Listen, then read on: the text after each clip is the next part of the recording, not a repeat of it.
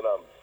नहीं, आप कह रहे हैं कि अच्छा जी, ये ताज़ा तस्वीर आ चुकी है बनी गाला की, जहाँ पे शिबली फराज साहब चीफ ऑफ स्टाफ हैं, मोहतरमा शेरी मज़ारी साहब हैं और कप्तान अपने रिवायती अंदाज में बैठे हैं टांग पे टांग रख के उसी नशस्त पर और मुस्कुरा रहे हैं। उनके चेहरे पर किसी किस्म की परेशानी के तासुरात नहीं। अगर कुछ संजीदा चेहरा दिखाई दे रहा तो कदरे शाहमूद कुरैशी साहब का, सलमान गनी साहब, क्या मैं दुरुस्त कह रहा हूँ? इमरान खान साहब की तस्वीर पे कि तुम जो इतना मुस्कुरा रहे हो, क्या गम है, क्या गम है जिसको छुपा रहे हो।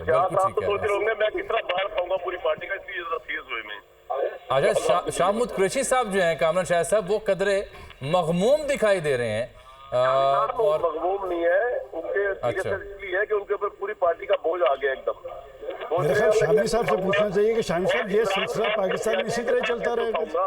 नहीं, वो कहते हैं जो संजीदा है वो एक बोझ की वजह से है। हाँ, क्योंकि क़यादत की जिम्मेदारियां उनको संभालनी पड़ जाएंगी। वाकई अच्छा, इस वजह से वो परेशान लग रहे हैं। इस वजह से परेशान है।